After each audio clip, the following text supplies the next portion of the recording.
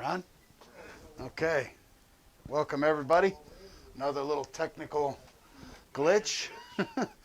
Kept telling us we weren't broadcasting for a minute there, but we had to sign in a few more times. And okay, I got to turn my sound down here.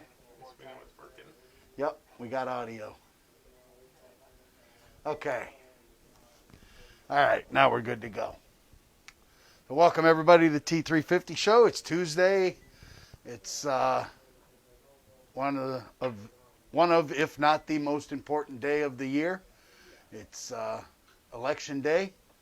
So we hope everybody gets out and exercises their freedom of voting in this country. It's one of the things that makes us who we are, makes us the country that we are.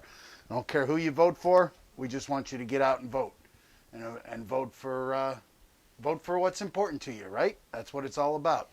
You vote for the candidate that best aligns with what you want to see from the person who sits in the office that you're voting for. So get out and exercise that right to vote. I went and voted yesterday. A bunch of guys in the shop here voted this morning. A bunch are heading out to vote now. So please, by all means, get out there and do your duty. So y'all like my new face mask, right? Pretty cool.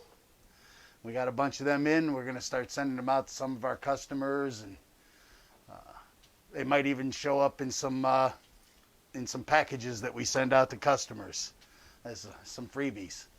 So I'm going to take this thing off so I can talk and not steam my glasses up. I just wanted to show that off a little bit. So we'll give a few minutes for some more people to clock in and check out the show. Hi, Sonny. How you doing, bud? David, I'm good. How are you?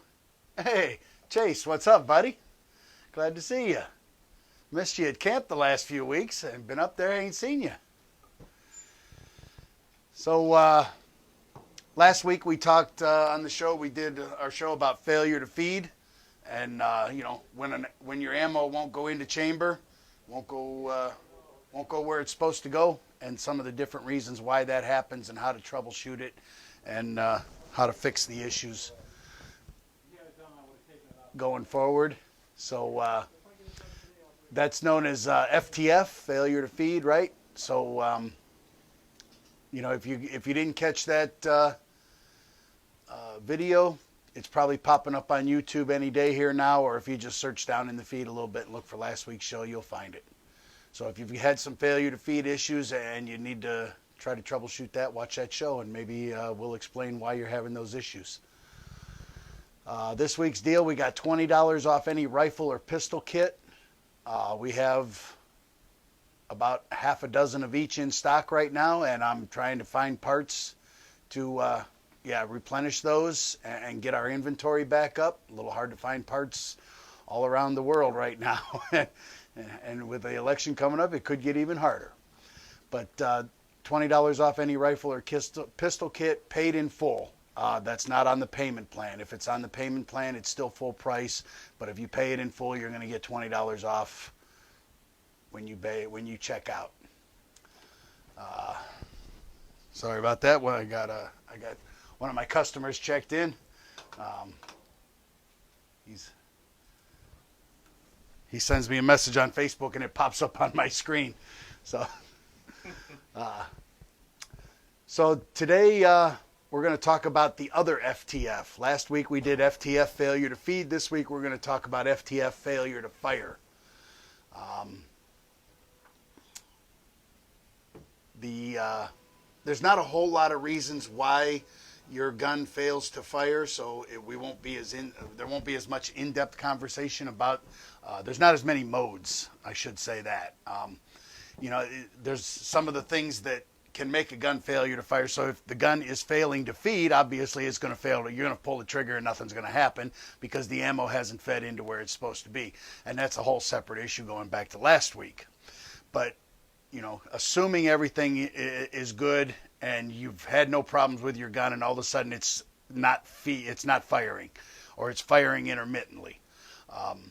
You're not getting consistent fire. You're not getting fire at all, and you were getting fire fine. that's the issue we're talking about. On a new build, and you're not feeding properly, then you're not going to be able to fire. So you got to start. You got to go back to the basics, right? You got to go back to square one when you have a new build and you're having issues, and troubleshoot all the way up the line. But we're talking here about a gun that's been working fine and all of a sudden is not working fine. So why is your gun failing to fire? I've gone through several of these failure modes, and the first thing I say every week is dirty gun, right? Dirty gun. You let carbon build up in your gun, and the gun won't go all the way into battery. You let carbon build up around the barrel extension. You let it build up around the bolt head.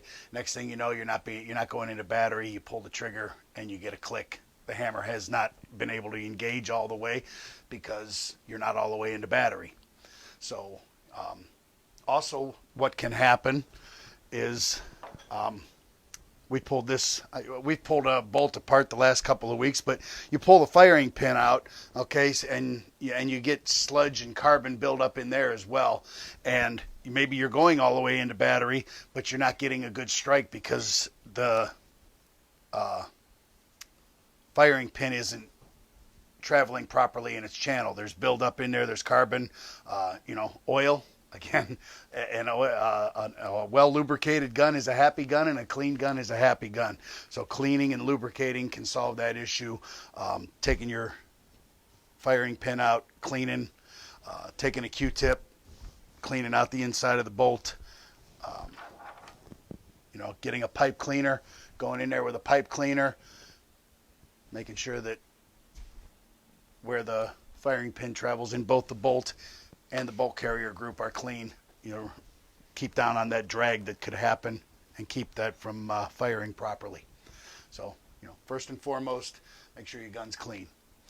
While you're in there, check your firing pin. Make sure the head of it, the actual part that engages with the primer on your ammo, isn't damaged. It isn't mushroomed over. When your bolt is locked completely back, stick your finger in there and push forward on the firing pin, and you should see the tip of the firing pin protruding out the little hole at the front of the bolt. You should see the tip of that. Yeah, my fingers are getting dirty from having a dirty gun. You should see the tip of that firing pin protruding out of the front of that bolt. If you don't see the tip of the firing pin protruding out of there, or it's protruding out very minimally, you may have a damaged firing pin that's going to need replaced. Sometimes you'll see that on the firing or on the primer on your ammo. You'll have a very small dent. Maybe if you've been firing and it was fine and now all of a sudden it's not, you're getting light strikes. Check the ammo that's been fired against some that's not firing and see if you're not getting a good hit on the back of your primer. If you're getting a weak hit on the back of your primer, you can get failure to fire. So comparing the two ammos, that's already been fired and one that's not firing is a good diagnosis of maybe something's going on with your firing pin, or it's dragging and going back to a dirty rifle. Bad ammo. Hey, we've all gotten bad ammo, right? You pull it out, it's got a good hit on it, it didn't go off. It happens. Load another round. I always, whenever I pull a trigger and I hear a good solid click and I don't get a fire, I wait 3, 4, 5 seconds. These things have been known to do what they call a cook-off every now and then. It's happened. It has happened in the past, and it'll probably happen again. It's a slow or a hang fire, whatever you want to call it. It takes a second or two for sometimes, and all of a sudden it goes off. So keeping that gun pointed down range in a safe, you pull the trigger, you get a good solid click, it doesn't go bang. Don't immediately pull the gun down and start trying to figure out what's going on. Hold it there for a couple of seconds and then go through your diagnostics of, the sports slap, pull, observe, release, tap, squeeze. Reload another round. Check out the round, see if it's got a good hit on it or not. Most of the ranges have a place for a special container for ammo that has misfired, so you're not putting it in with the spent brass. That they have buckets for spent brass at some of the outdoor ranges where you got to clean up your own brass. Some of the indoor ranges like we go to here, they clean up the brass and they recycle it, whatever they're going to do with it. But if you get a live round that hasn't gone off, it usually has to be disposed of in a special container. They don't want that going in with the already fired brass. So, if you get one that doesn't go off, try another one. If you get a bunch of them that aren't going off in the same batch, definitely contact the manufacturer and see if they'll reimburse you for that. They might want to see it back. A lot of times on the box there'll be a lot number, and they'll maybe want to know the lot number of the ammo, and they may be having problems. They may know about it already. So, if you get a bunch out of one batch that's bad, contact the manufacturer, set it aside, try some different ammo. But we've all gotten bad ammo. It's going to happen. Lastly, and I've had it happen a couple times, new builds especially, somebody gets the springs in wrong when they're building. So the most common issue we see is someone gets this spring on backwards, right? And they put this together and they pop that in there, and the hammer's not, it's just basically flopping, right? Putting the springs in wrong. Whenever you're doing a new build, you want to make sure you're getting the springs in right. This can cause failure to fire or a weak hit. And, springs wear out over time, right? You've got a few thousand rounds through your gun.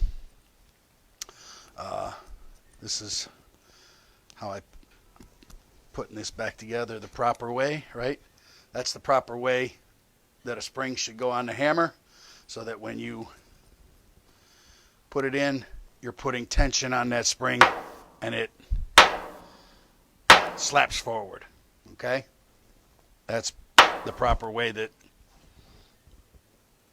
So someone will try to put it in there like that, and they got no tension on their spring. Making sure your disconnect spring is good, and making sure that your trigger spring is.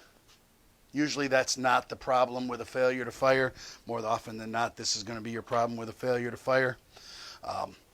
I've seen these springs break. It takes a long time. In fact, our cartridge style drop-in triggers, this is the hammer spring from our cartridge style drop-in trigger.